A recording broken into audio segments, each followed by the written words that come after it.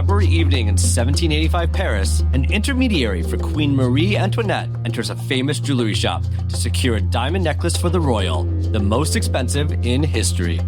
She has been sent on strict instructions to keep the transaction secret, lest the king find out. The intermediary leaves as quick as she came, with a promise that the queen will start sending payments come summertime. When she puts the necklace in her bag, it's the last the jewelers ever see of it, and the payment never comes. This is the affair of the Queen's stolen necklace.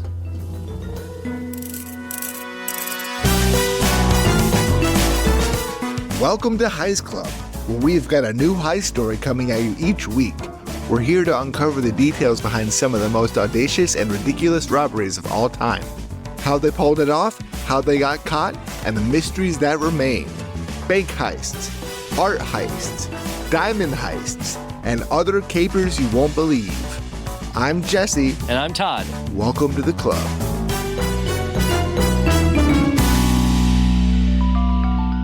Hello, Jesse. Hello, Heist Clubbers. Welcome to another episode of the podcast. How are you, Jesse? I'm doing good. I'm excited to get into today's episode. I'm glad you're excited. I'm also excited. Listeners, are you excited? 3-second pause. Oh, that's great. Oh, Jesse, yay. did you hear them? Oh, I heard all of them. It was That's actually so quite sweet. jarring. There's a lot of voices. There's a lot of voices. There's a lot of voices in our heads. Just in my brain. Feeling a Screaming. little crazy now. Yeah. But Jesse, today's heist is our oldest so far. We're going way back in time for this one. 18th century. Way back. We've not done 18th century before. We've done 19th century. We've not done 18th century before. That means it's the 1700s. That is true. History heist. That is our listeners have already learned something.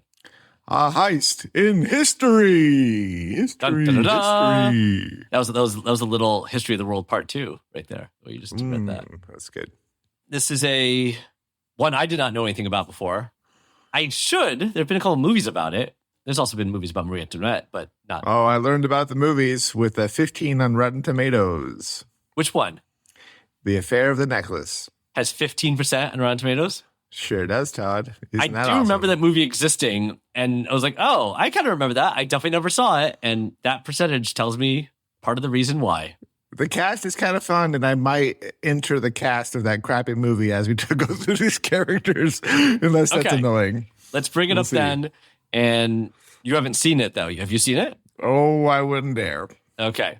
We often do our homework, but today we go to France in 1785, the 18th century, as we said, which is a country rife with fiscal crisis. The country is ruled by King Louis XVI and Marie Antoinette, who struggle with mounting debt, a nation of hungry and poor peasants, and stubborn nobility. And now, a local jeweler pesters Marie Antoinette about payments for a necklace that she refused to purchase 2 times over. She deems he must be lying to extort payment, but he insists he's telling the truth, and that her close confidant, the Countess Jeanne de Lavoie Saint-Remy de Lumotte, secured the necklace to hand-deliver it to her, to which the queen thinks, I'm sorry, who? Is that a good Marie Antoinette impersonation? I'm sorry, who? Yeah, that's I'm really sorry, who? good. I'm Marie Antoinette. Yeah. Okay, well, now back to Jeanne de Lavoie Saint-Remy de Lumotte. We have a drawing of her. She looks like a woman from the 18th century. Any other thoughts, Jesse? Nope. I mean, the hair looks amazing. The hair looks very ornate. Not quite Marie Antoinette 4 feet high, but it's high. It's up there. I thought I was looking at a dollar bill, but this is not George Washington. That is not George Washington. That is Martha Washington. Am I correct? Is this Martha Washington? Yeah, we're talking about something very different now. Also known as Jeanne de Lavoie Saint-Remy de Lumotte. Alternative history. Let's just go with John for short. How about that? John. John. Yeah, such Americans calling Jean John the rest of the time. No, I'm going to do the so well. Just you wait and see. Yeah. Jean was born in the small village of Fontet in northeastern France on July 22nd, 1756, the third of 6 children. Even though she lives in a small village, she has royal blood, actually. Well, kind of. She can trace her lineage back to the illegitimate son of King Henry II, a member of the Valois family, the former ruling family of France. So, despite having royal blood, Jeanne grows up dirt poor. Her mother, Marie Joselle, is a servant, and her father, Jacques de Saint-Remy, Baron of Saint-Remy, is a drunkard. His fancy title does not give them any riches. He also doesn't stick around for too long as he dies in the workhouse, which is a place the French government assigns idle workers to combat poverty. So not a place you want to be in. Jean's mother quickly marries a guardsman to guarantee housing, and to make matters worse, 3 of her siblings do not survive childhood. Jean and her 2 surviving siblings are neglected. They spend their days tending cows and wandering the streets barefoot, begging for food. Sometimes they'll hold up a sign, begging people to have mercy on the children of Valois and spare some food. And Jean's mother and her new husband moved the family to Bologna, near Paris, for a fresh start. So it works. A priest and one of his rich parishioners takes the children under their care. Thanks to a law guaranteeing children of impoverished noble families stipends, the priest secures Jean a 900 livres, which is $10,000 today, yearly stipend, and sends her and her sister to a boarding school. The livre, by the way, is French for pound, which was the currency of the Kingdom of France at that time. The intention was to make Jean a nun, but she leaves to live with the Sermont family, a noble family in northern France. A nun's vow of poverty is exactly what Jean has in mind for herself.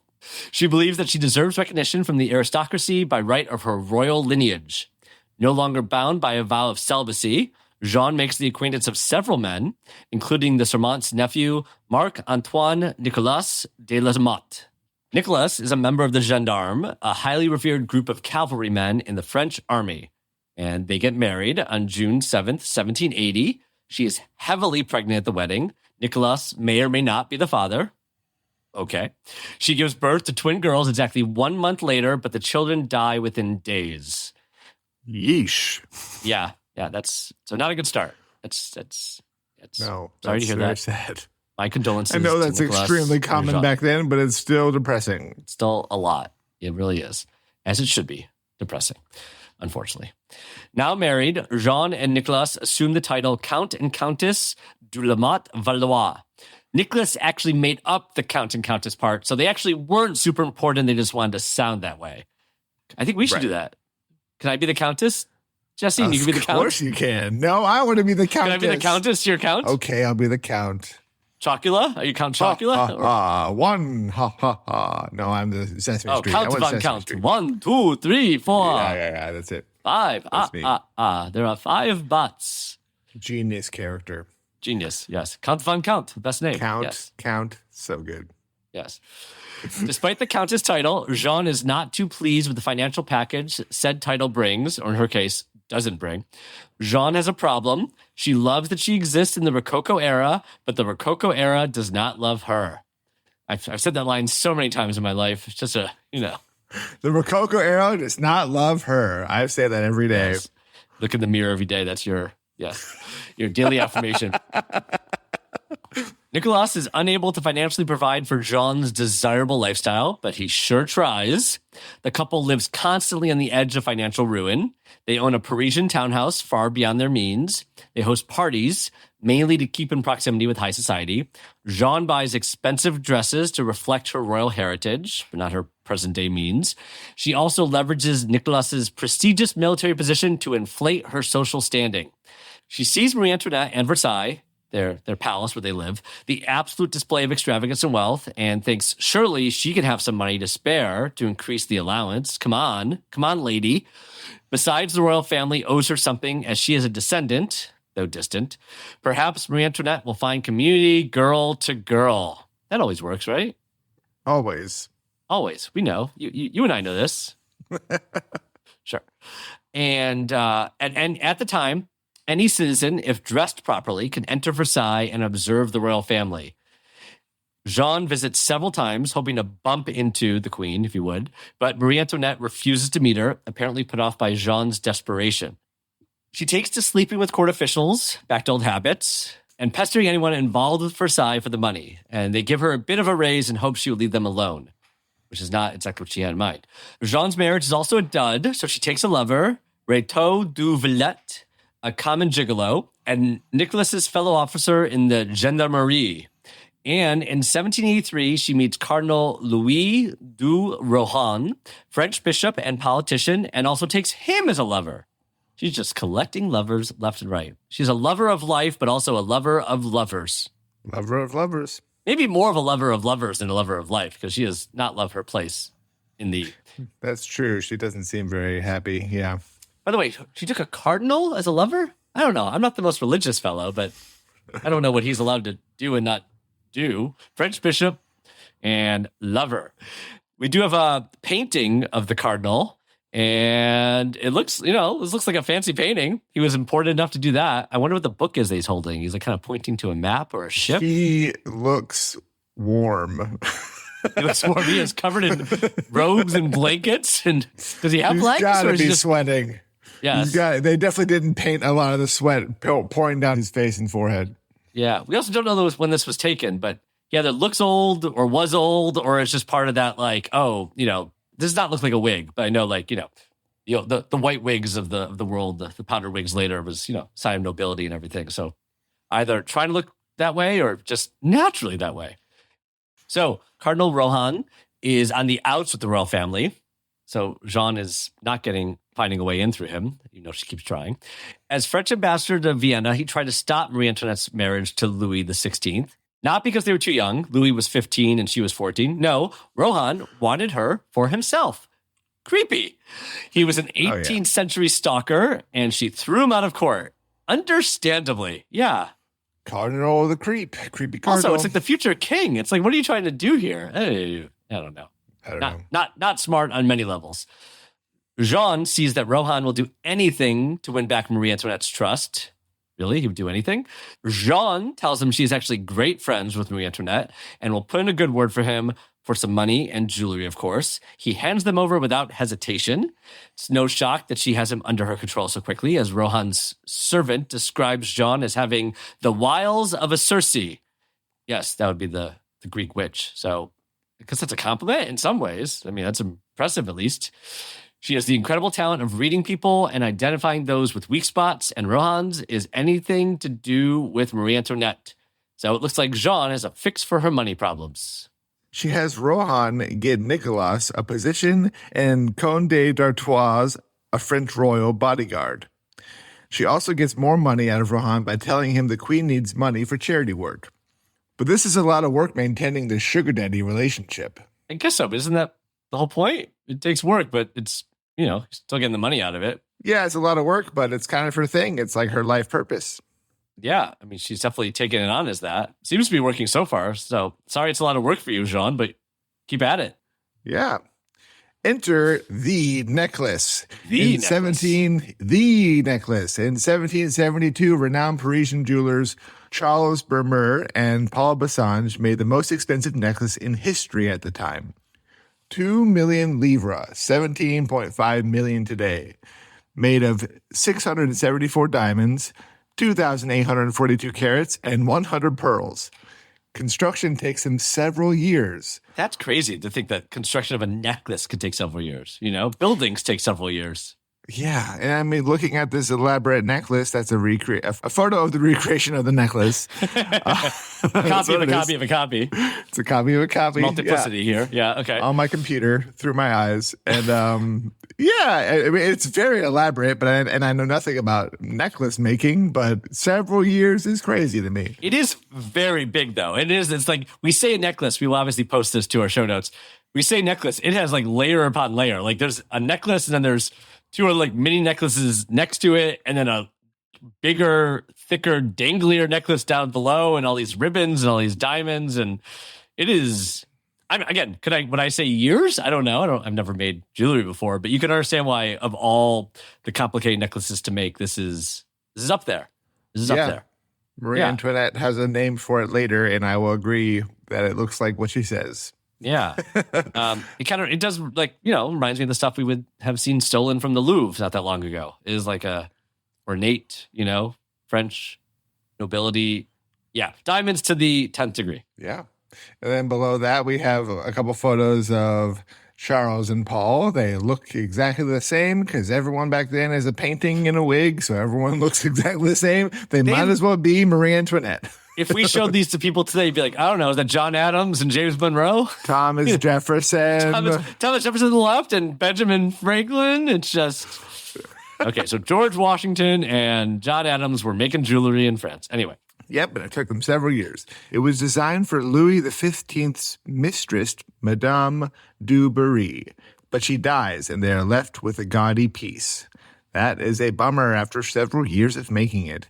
Making the necklace was so expensive it nearly bankrupted them. They know only the king could buy such an expensive accessory. So in 1778, they present it to Louis XVI and Marie Antoinette. And just so you know, every time I read Marie Antoinette, I want to say marionette. Marionette. The puppet maker, Marie Antoinette. The puppeteer, famous puppeteer, there's Geppetto, and then there's Marie Antoinette. That's all the puppeteers you need to know. Yep. So Charles and Paul present the necklace to them, and they even give them a discount. 1.6 million livres, 15.4 million today. Cheap, so cheap. Just a bottom barrel price. Only $15 million. Yeah. They have high hopes for a deal as the couple already purchased from them in 1774. One problem, Marie Antoinette thinks it's ugly, calls it a horse harness, which I was referring to earlier because it just kind of looks like a harness. That is spot on, Marie. That is spot on. Horse harness, man. I'm not a horse. That's what she said. Fancy horse harness. And she does not want to buy it. She says, quote, "We have more need of 74s than of necklaces, and 74s are ships." That's a good idea of her. Of course. But I guess part of the reference there is that this necklace is the same price as building an entire ship, right? That's true. And that's actually... That is crazy. I mean, that is it seems out of character, the fact that she was like, I don't need a necklace, because it seems like she's known for rather having a necklace than probably owning. She's being very prudent with the budget, with the money here. Yes. This is the one. Yeah. Well, this is the one case. This is the one case. That's why it's notable, one case where she thinks it looks like a horse harness, so she doesn't want it. Yeah. Yeah. It's ugly. She also thinks of it as a waste, as she only wore diamonds a few times a year. Pretty good. These are good reasons. She also does not like the fact that it was made for Du Barry, who she strongly disliked. I wouldn't say that the Coppola movie is all about historical accuracy, but that is in the movie. Her dislike for Du Barry, who's played by, I think it was Gia Argento. You see her having an affair with the king, and then she's kind of mean to her. And then the last time you don't see her death, but the last thing you see is Dunst as Marie Antoinette pretending to be nice to her, making a gesture to the king by speaking to Du Barry in public. But she does say something about I have enough diamonds. There's a reference to her getting diamonds from her and saying, I don't need more diamonds. Got it. They don't directly reference this piece or anything, but it's alluded to a little bit in that relationship. Wow, you really know that movie. Do you like that movie? Is that movie any good? You know me, I do my homework. I watched it again a couple days ago. Yeah. And I liked it more than I remembered. I remember being bored, all the way bored when I saw it as a kid. Well, it's right. You were also younger. That's right. When I have not seen it since it was released, but I was older than you. I remember being a little bored too, a little bit what's the point of this? But I do think in rewatching it, it's just wow, it is a visual feast. It is cool. The clothes, the jewelry. Yeah. The fact that they actually shot at Versailles, and then the cinematography is gorgeous. So cool. It feels a little cheap to just spend a bunch of money on that stuff and then just put punk music to it. Yeah. And, it's a little music video-ish, but at the same time, it's a vibe. And I was more into it this time. Cool. It's really, it's not very plot heavy though. So it's very easy to be bored during it, but it's just a really long Panic at the Disco music video. A little bit, but I would say better music than Panic at the Disco. Right. That's Cure and New Order. Yeah. So I don't know. We've talked about Sofia Coppola probably too much in this podcast as of late, but I would, I'd recommend this more than Bling Ring. That's one thing I'd say. So many Sofia Coppola movies. Yeah. She's a staple of the podcast. Yep. Now, our next heist, the Virgin Suicides. Not a heist. Yeah. So Charles and Paul get declined. So they tour the necklace to royal courts in Spain, England, the two Sicilies, Tuscany, and Russia. But no one wants it. I don't know if there's two Sicilies. I don't know if I knew this. I am reading this for the first time too. No, I Googled this earlier, and Naples and Sicily were considered the two Sicilies back then before something happened. Blah, blah, blah history. Never. What happened in Naples? Yeah, the two Sicilies. Okay, fascinating history. I didn't know that. Thank you. I know what I'm talking about. They tried to sell it to Marie Antoinette once again in 1781, and she once again refuses. Charles Bermer throws himself at her feet, declaring he would kill himself if she does not buy it. Calm down, Charles. Charles. Charles? She tells him to get up and just disassemble the necklace and sell off the diamonds. Don't ever mention it to me again. Try to sell it and don't drown yourself. That's funny. Gossip spreads about the depressed jewelers and their unsellable necklace worth millions. When Jean hears of this, she sees the pension she deserves. But she can't just waltz in and ask for the necklace with an IOU note. She doesn't have the social standing for that. But she knows someone who does. Who will she turn to? Find out after the break.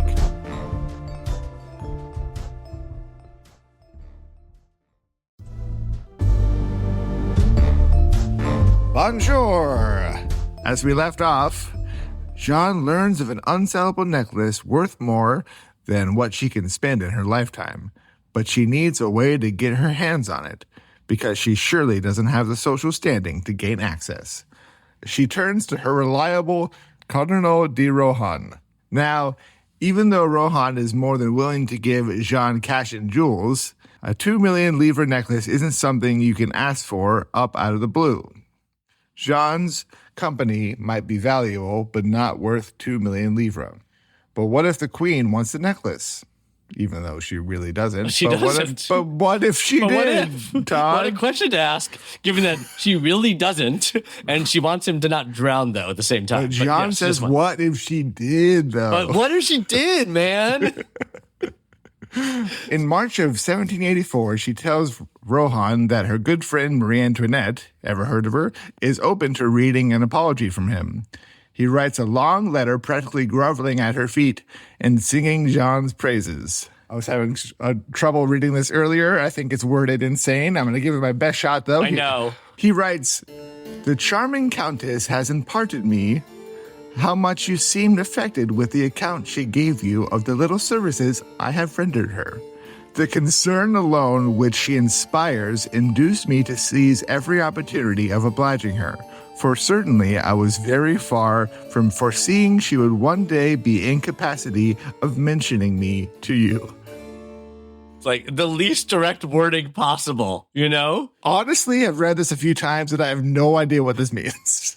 For certainly I was very far from foreseeing she would one day. It's the most passive voice I've ever seen in my life. She inspires, induced me to seize me for you, for her, for me.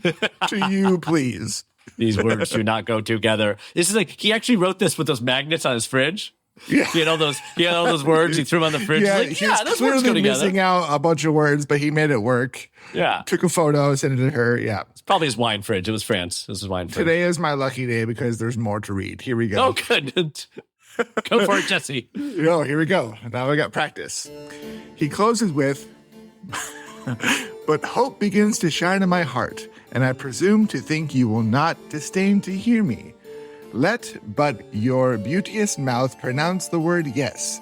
You will behold your slave at your feet, and this day will be the happiest of his life." This guy's a piece of work. I know. Oh, he sends 5 more letters that month. And Jesse's going to read all of them right now. And here we go. Or on our Patreon, pay extra to hear Jesse read the words of the Cardinal. It would be a video of me in a wig, just a generous Patreon donation. Jesse, this could be a concept album, you know? His words set to some heavy metal. What a terrible concept. I don't know. I think it gets some press. New York Times will pick it up. Yeah. Okay, so he sends 5 more letters that month, but none of them ever reach the Queen. Because, if you remember, the Queen despises Rohan and wants nothing to do with Jean. So every time he hands a letter to Jean to presumably hand-deliver to the Queen, she takes him home to her lover, Réteau de Villette. Not only is he a gigolo and cavalryman, he is also a master forger. What a man. What a man. Together, they craft the perfect response. Oh, God, more stuff. Jean dictates, and de Villette writes. And on April 28th, Jean delivers the Queen's response. The Queen's response. Not really the Queen, but yes. Yeah, the Queen. The Queen. Okay.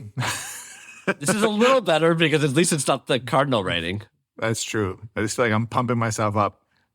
The account which the Countess has given me of your behavior towards her has made a stronger impression on me than all that you have written to me. I hope that you will never forget that it is her you are indebted to for your pardon. This is kind of casting some shade on his writing, right? It's like, stop writing. Yeah. Even when pretending to be her, it's like, everything she says to me is more important than what you write. So, you could probably write a little less. Yeah. Yeah. The letter makes sure to emphasize Jean's role in repairing their relationship. It does have one crucial error. De Villette signs off as Marie Antoinette de France, when the Queen only signs as Marie Antoinette. She is also not of France, but of Austria. Way to go, Villette.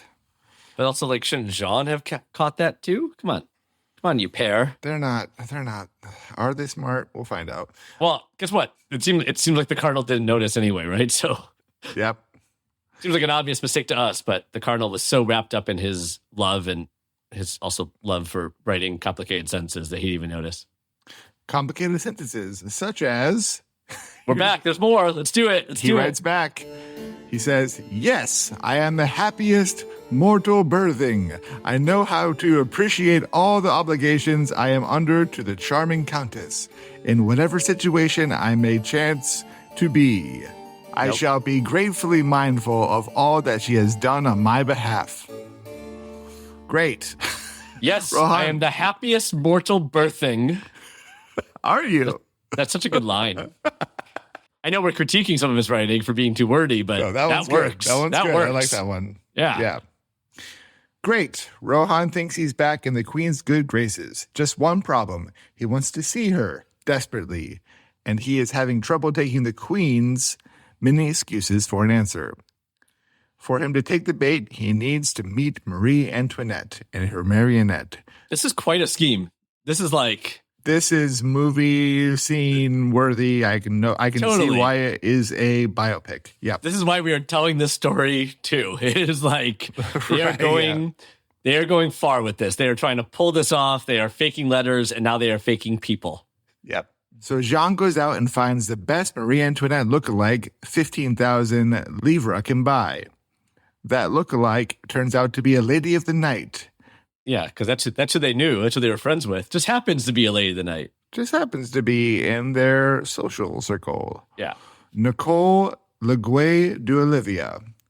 We see a photo of her. Might as well be Charles. Moving on. I don't think it's a photo. I think it's a drawing.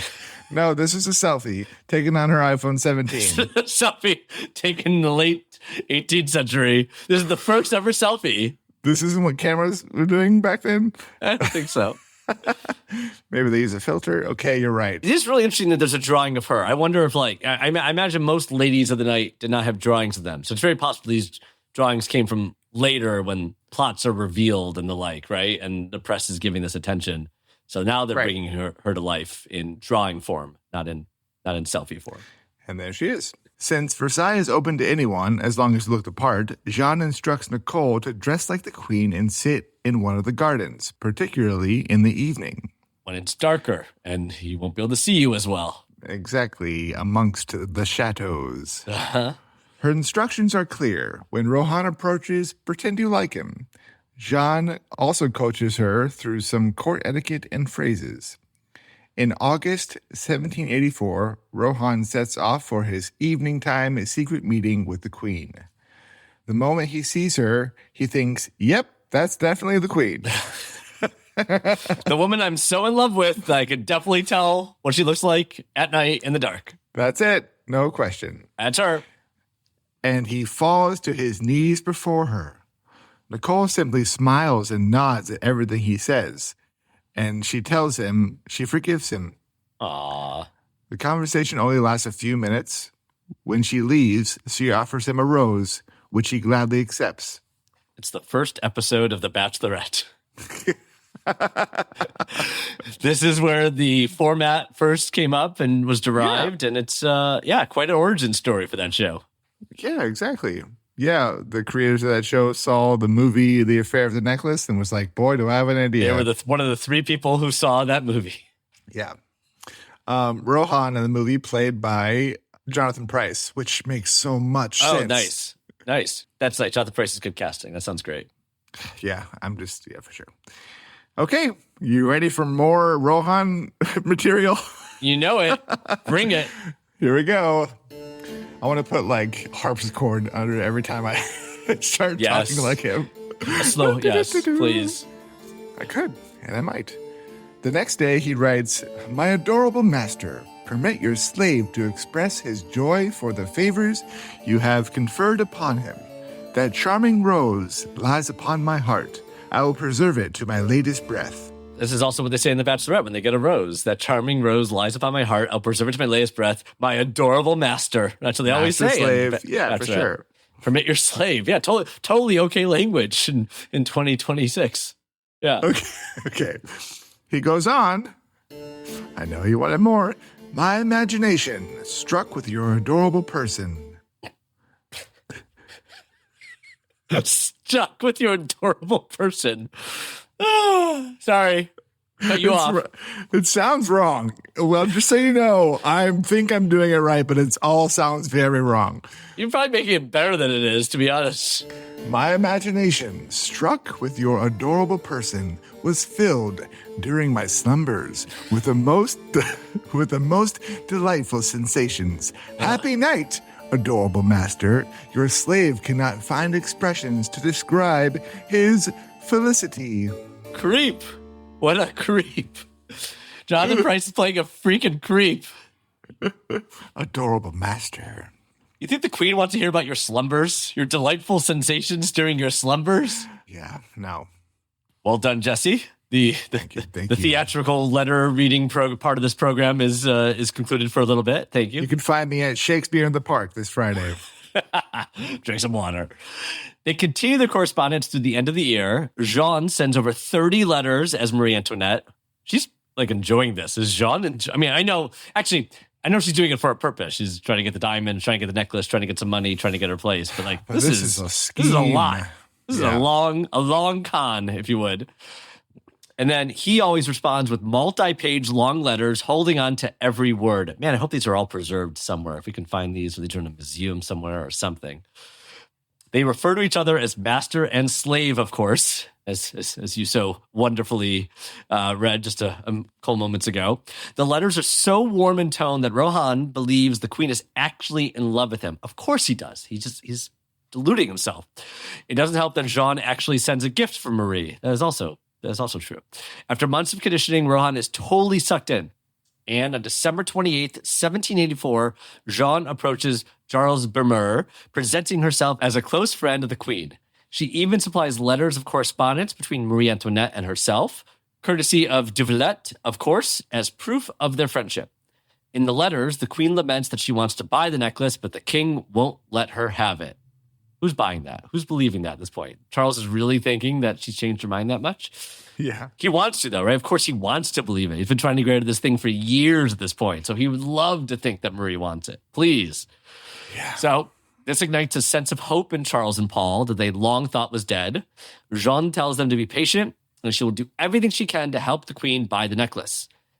On January 21st, 1785, the queen sends a letter. This is not the actual queen, we're pretending it's the queen, sends a letter to Rohan asking him to buy the necklace on credit as an intermediary for her. Okay, now I get to read a little bit of the letter. "The situation I am in will infallibly bring on a more favorable opportunity. The most speedy dispatch will shorten the exile of the slave. I believe it is understood." Is it understood? I don't understand. Do you understand a word of that? No. Basically, go buy it now. The quicker the better. Your slave is asking. Understood. She will send him the payments, of course. He takes the task on, willing to do anything for his beloved master, Marie Antoinette.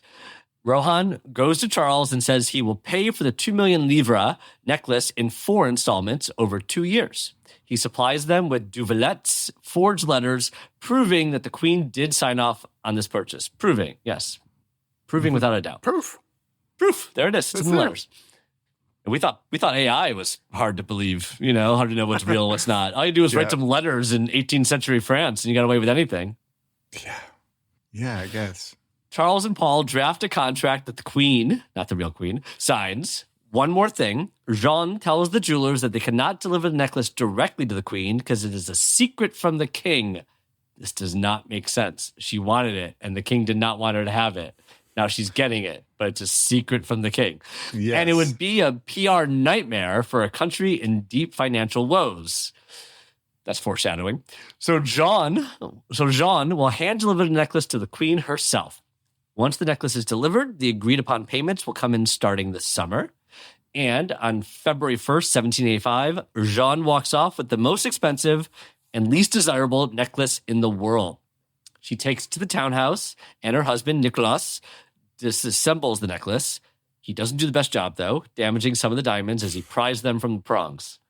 Just imagine him with a hammer. Yeah, just like, all right, let's try it. Smash, smash, smash, smash.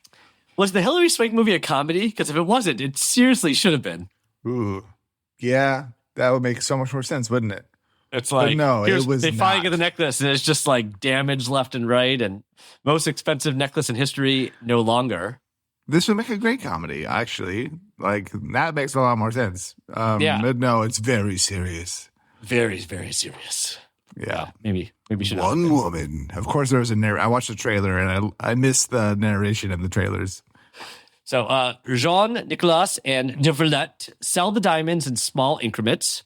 De Verlet is a horrible salesman and sells many far below their actual value. These people. Jean uses the money to buy herself a lovely country house. Meanwhile, the payment due date comes and goes, and our jewelers quickly realize they probably just got robbed. Yeah, that's it. They finally figured it out. Yep. On July 12th, they write to the queen, the real one this time, inquiring about the necklace. She disregards the letter as she has not purchased anything from them.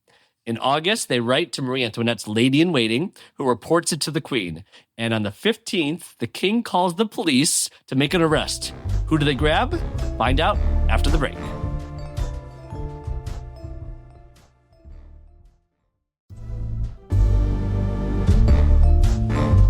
Bonjour again. We're back. After the payment due date comes and goes, jewelers Charles and Paul Pester, that's not their last name, jewelers Charles and Paul pester Marie Antoinette about the necklace. When she reveals she has no idea what they're talking about, the king calls for the police to arrest Cardinal de Rohan. They believe he is behind the whole thing, and Jean was just an innocent intermediary. Lucky her. He's arrested in the Hall of Mirrors in Versailles, surrounded by shocked courtiers, and taken before the king and queen. We have an image here of the Hall of Mirrors, which is actually also in the Sofia Coppola Whoa, movie. This place is crazy. I can't imagine being there, let alone I'm just imagining an arrest going down right there, and that's wild to me. I will throw this rock against one of the mirrors. Get your hands off of me. I don't know where the rock came from. So Rohan turns to the queen, expecting her to defend him. Instead, she demands why he thought she would approach him for anything when she had not spoken to him in 10 years. Wow. Oof. He must have been a puddle I when bet he realizes was those so letters confused. were all fake. I bet he was like, clearly, Marie's going to clear all this up. Yeah. It's going to be awesome. My master. And he's like, wait, whose slave am I? That's a bummer. I almost feel bad for him, even though he's so sad to me. I don't feel bad. He's a creep. He's a creep. He deserves it. Yeah, I guess they so. took advantage for sure, but I don't feel that bad for him. Yeah. And then he is taken to the Bastille, a prison, as our listeners know from our Bastille Day episode. If you've not heard that, go check it out, where he instantly blabs and gives everyone's name, including a random Count Cagliostro, who had been conning him, just not in this case. So he's just given all the names he has. So Jean, Nicolas, Nicole Duolivia, and de Verlet are all arrested. Meanwhile, Marie Antoinette expects praise from her friends for catching a thief, but she's met with coldness. She fears she has made a mistake arresting members of the aristocracy. Nicole not included in the aristocracy, of course. Even though the investigation is pretty open and shut, the French people sink their teeth into the rumor that Marie Antoinette orchestrated the whole affair to get the necklace for free. They see the letters and they look pretty real.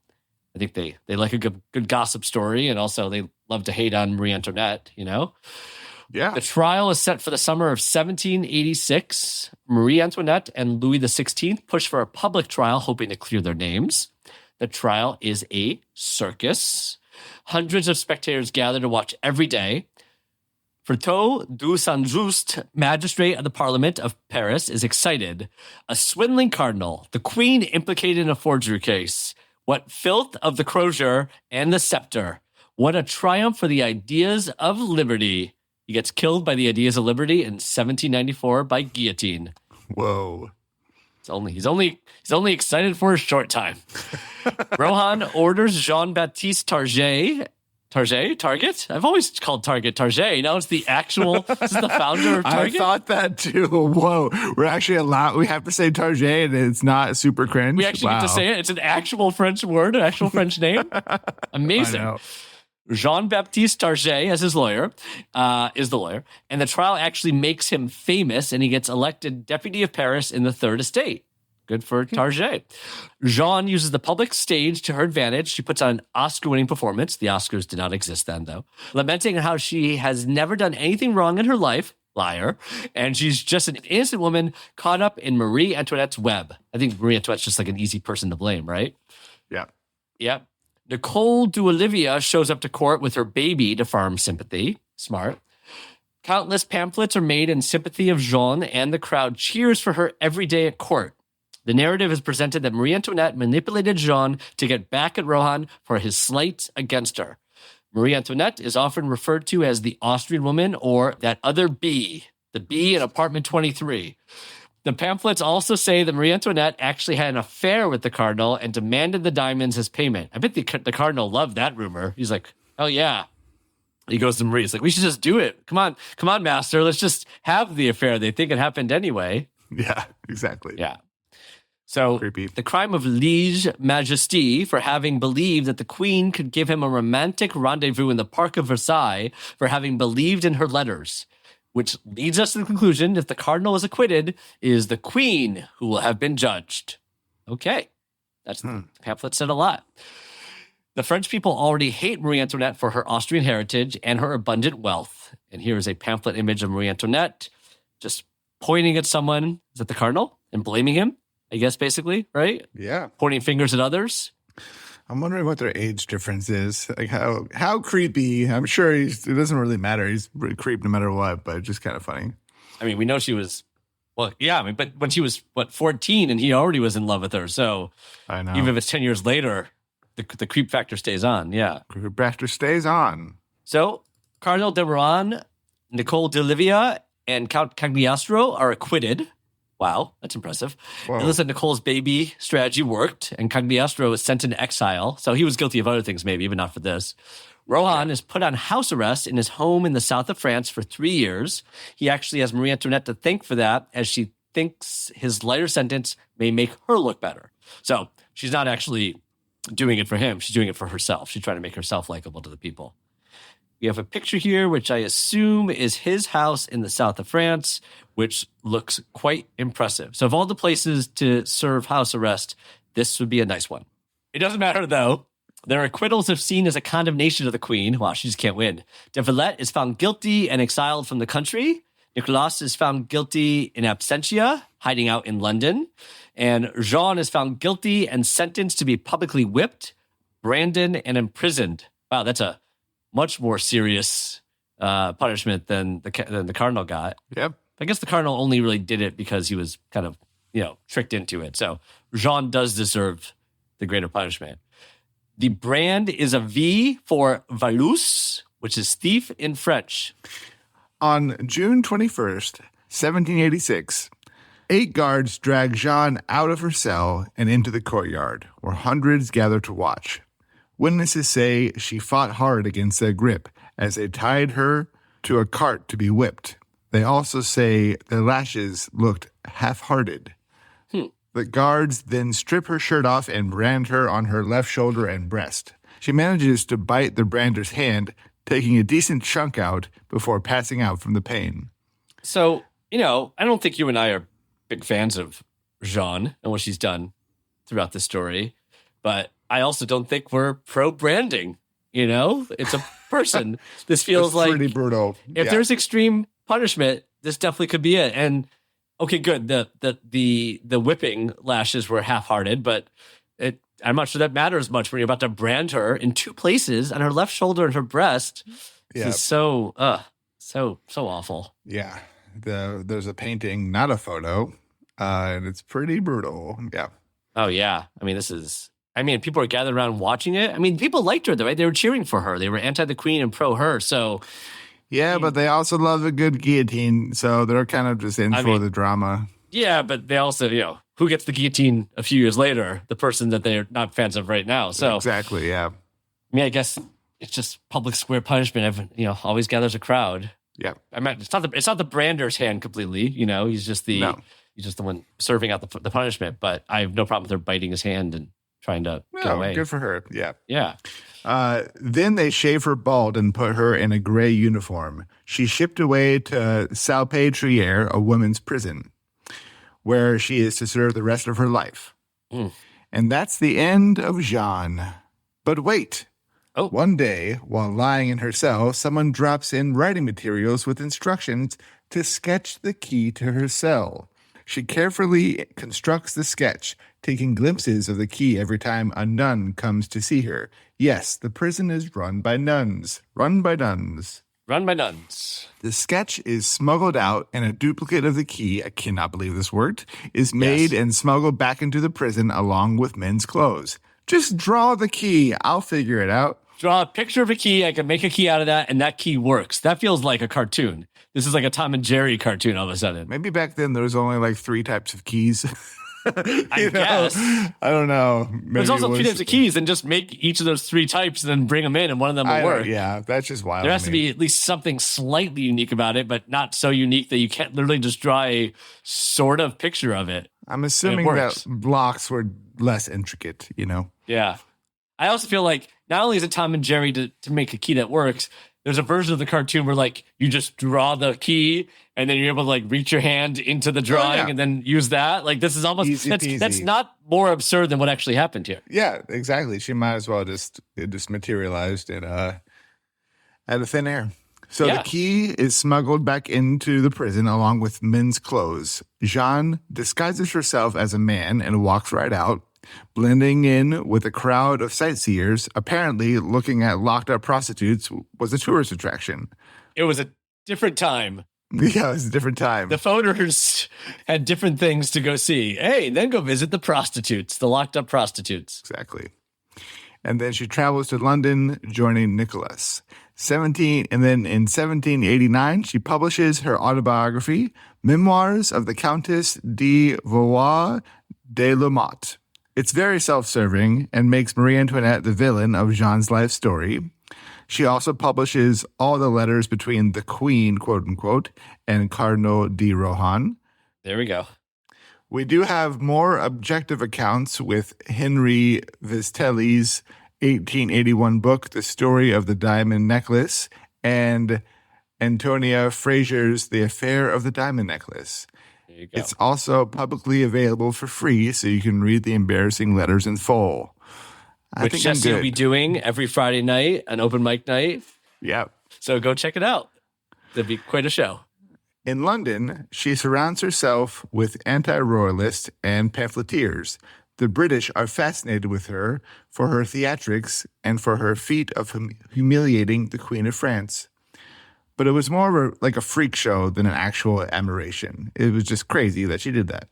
Yeah. Her life in London doesn't last long, as she dies at the age of 35 in August 1791, having fallen out of her hotel room window.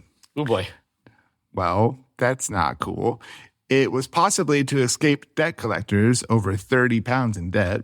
Wow. So that means suicide because she was in so much debt that she'd better take her own life. The other option is the debt collectors pushed her out, right? 30 pounds, you got to go. Yeah. It's like a statement to other people. You don't pay us back. And yeah, I don't know if she was going to pay 30 pounds ever. Yeah. I guess the memoir didn't sell well enough for her to pay back the collectors. Yeah, I guess not. Nicholas was not at her funeral. He was busy fighting and winning a duel in Belgium over missed payments on the diamonds. What a couple. Yeah. What a couple. Jeanne is buried in St. Mary's Churchyard in London. Marie Antoinette dies 2 years later during the French Revolution. That's a simple sentence for a very complicated and loaded history. Just Marie Antoinette dies 2 years later to the French Revolution. somehow, some way. You can read infinite books about that sentence if you wanted to. We don't have enough time on this podcast to go into all the actually real details of what happened. Dies. Yeah. She just dies. Yeah, she died. Maybe she fell out a window. Maybe something else happened. During the French Revolution. Yeah, she ate too much cake, I think is what it was, right? She ate a lot of cake. De Villette dies in exile at age 39, and Nicole d'Olivia dies in a convent in 1789 at age 28. Only 28. Young deaths here. Yeah. Cardinal de Rohan survives the revolution due to his exile, and his descendants pay off the debt until 1881. Yikes. Yeah. Nicolas returns to Paris after the revolution and holds several government positions. He dies in 1831 at the age of 77. He's the only one that makes it past 40. I'll say the men get to live longer. Nicolas, and seems like the cardinal. Right. Well, the cardinal was already old, right? The men get to live longer. Women, not so much. Not a fair ending for them. Yeah. The affair of the Queen's necklace inspires a 1929 German silent film, Cagliostro. There was also a 1946 French film, L'Affaire du Collier de la Reine, and a 2001 Hilary Swank movie that we mentioned earlier, The Affair of the Necklace. Yeah. Directed by Charles Shire, director of Father of the Bride, The Parent Trap. I like those movies. Yeah, my kids love Parent Trap right now. They're watching it all the time. Nice. That's a good one. The necklace makes a cameo in Ocean's 8 when Mindy Kaling's character is taking another diamond necklace apart. That's interesting. The diamonds were never found. They are likely scattered around the world in different pieces of jewelry. But not the jewelry in Ocean's 8. That was a reference to the necklace, but not the actual necklace. Mindy Kaling did not. Yeah, she was wearing a fancy horse harness, and it was a reference. I didn't know about this story at all. Did you, Todd? I did not. Again, I had seen Marie Antoinette. I've definitely read about her. And I think the things I'd read, this had never come up. I remember the Hilary Swank movie coming out. I remember it being a thing. I did not know what the story was. I never saw it.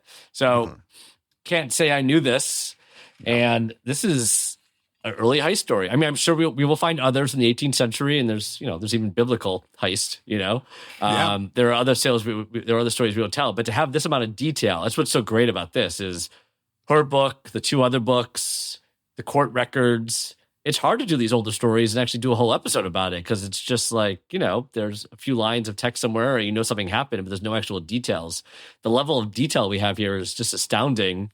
We're 250 years later, almost 250 years later, and we can still tell this story. Yeah, well, it was about, Marie Antoinette, who is very famous. So, of course, any little schemes have their own book and movie and another book, So that makes sense. But it makes sense that it is a movie and several books because it is quite the elaborate scheme. It's very dramatic. It's very cinematic. I like the story. I thought it was really interesting. How many horse harnesses would you give this heist? Oh, so many horse harnesses. It felt like at certain points, this is another one where they plan for the heist but don't know what they're going to do with it after. Although they actually do, right? They do. When they get their hands on the necklace, they pry the diamonds off and they do sell them. They just don't sell them for full value. It is pretty dumb now that I think about it. It's like, I'm going to write these letters. How many hours did she spend on this heist just to pull it apart and sell it on the street?